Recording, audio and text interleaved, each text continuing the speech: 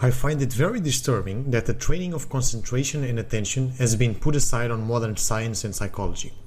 There's hardly any kind of recommended training for it, especially for those who have some kind of attention deficit disorder. The only way out is to take a pill like Ritalin, and little do we know about the effects of its long-term uses, especially combined with all the other drugs that we already need to take. So there's no specific training to help them to learn how to control their attention, just to pop one more pill. Concentration and attention is of vital importance for many mystic traditions. Christianity, Buddhism, Western esotericism, Sufism, they all have specific practices to train the attention, and no pill is required. They know it's fundamental, and the general message is, common on all of them of course, if you want to have any kind of control over yourself, attention is one of the first things that you should cultivate. We shouldn't need to resort to any kind of mystical tradition to learn this fundamental aspect of our mind that pretty much affects us in our everyday life. Another interesting fact is, if there's anything in common with the greatest geniuses of all sorts of arts and science throughout history, is their ability to sustain their attention through large periods of time in a subject that they choose, completely focused, with a clear and vivid mind. They may have been lucky enough to be born with this ability to focus their attention in a subject, but for all of us who are not lucky enough to be granted this gift, there is a solution. On the magnetic gaze in personal magnetism, we place a huge importance on your ability to command and direct your attention. After all, your energy goes where your attention goes. If it's scattered and all over the place, you cannot develop the laser-like projection ability that is necessary for all kinds of influence. And as you can imagine, this has all sorts of good side effects. Once you learn how to direct your attention, your emotional regulation, state control, inner voice control, all that can fall into place. So I'm teaching you a few concentration exercises so that you can discover what is truly concentrated and focused state so that you are able to use it during your day. The first exercise is a very powerful exercise for concentration, so don't skip it. This exercise is very simple.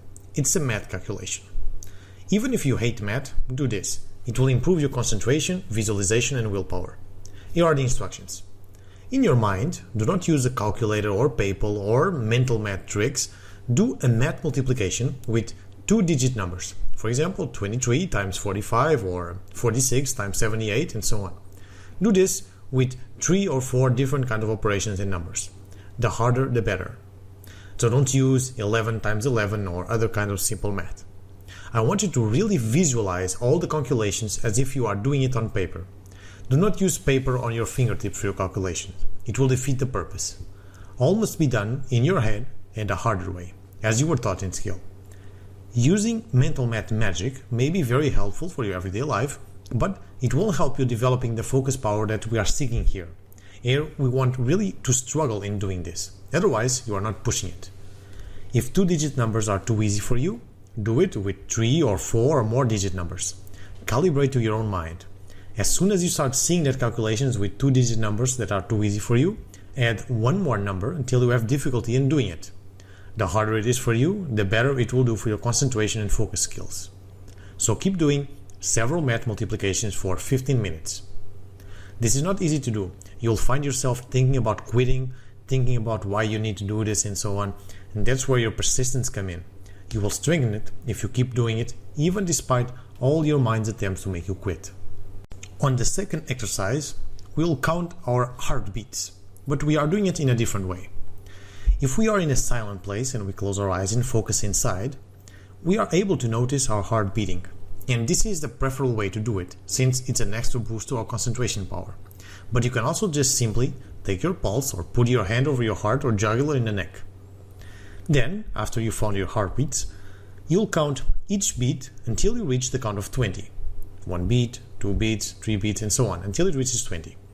When you reach the count of 20, you'll start counting again from 0, but you only count every other beat, meaning you count the first one as number 1, then another beat comes, which you don't count, and you only count the next one, which is beat 2, then the next beat that you don't count, and then the next one is beat 3, and so on. When you reach the count of 20 this way, you'll go back to 0, and you'll only count every 2 beats, meaning you count the first one as number 1, then you don't count the next 2 beats, but the third beat is number 2. Then you don't count the next 2 beats, and the next one is number 3, and so on until you reach the count of 20. When you reach the count of 20, the counter goes again back to 0, and you'll only count every 3 beats. And so on. When you reach the count of 20, count every 4 beats, and so on until you reach counting every 10 beats. As you'll see, this is not a very easy exercise, especially as the numbers start to grow. It starts off very easily with just counting normally the heartbeats, but soon enough it gets a real strain into your concentration powers. When I started to do this exercise in the beginning on my own training, I did it for more than 30 minutes each time, increasing the count, so I reached quite high numbers into this. Don't neglect it, it's a very powerful concentration exercise. One important thing, if you lose track of the count or the heartbeat, you need to start all over again. This third exercise is an exercise using words. We'll start with a 3-letter word. Let's say it's dog. With each letter of the word, you'll want to find another word. So, with D, we'll get dice. With O, we'll get onion. And with G, we'll get garden. Now, with these 3 new words, we'll do the same. Dice spells out with another D, which can be, for example, data. Then I, which can be interest.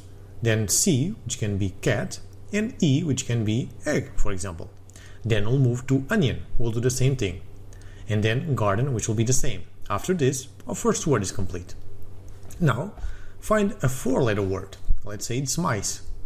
We'll do the exact same thing. Get 1 new word for each letter of the word mice, and then 1 word for each letter of those resulting words. It's important that you create the first level of words and only then the second level. For example, if it's mice, you don't go with the first letter M and say a new word, let's say it's mat, and you start to spell out this new word. No, you create the first word mat, then go for the I, as in eyes, then C, E, and so on, and only then you start to spell out the first word mat. Doing it another way is cheating and won't be as good for your concentration powers. After you finish with a 4-letter word, get a 5-letter word, and then a 6-letter word, and so on. Make sure that you don't lose track of the word so that you can come up with an original word. If you lose track or forget one word or repeat a word, you'll need to start all over. Always start with 3-letter words and go from there. How high can you go? You have been introduced to 3 good concentration exercises that you can do on your everyday life in order to strengthen and discover your concentration powers. Just with these 3 exercises, you can create a concentration session as long or as short as you prefer. The more you do it, the more concentration power that you gain. See for yourself. Yet, the most important part is your daily life concentration, what you spend your day doing. Now that you know exactly what is concentrated mental state by the means of these exercises, it's time to apply this focused mental state into your everyday life. So if you spend most of your day with full focus and concentration on your work or study, obviously without Facebook or similar distractions, you are with an active, concentrated mind a big portion of your day. So you are training your mind to stay concentrated. So let's say that if 90% of your day is spent with an active concentration in whatever that you are doing, and only 10% is used with a passive mind, like for example watching TV or browsing the web, then you are sending the right message to your subconscious. You are pretty much saying to your subconscious, I want an active, focused and concentrated mind most of my day. But if this is reversed on most of your days, then we have a problem that no amount of 10-minute exercise will solve. When we pretend that we are working, but in fact we are spending a lot of time watching YouTube, TV, Facebook, browsing the web with a passive mind, as you can imagine, we are sending the message to your subconscious that we don't truly want a concentrated and focused mind. Naturally, only you can know how your mind behaves during your day.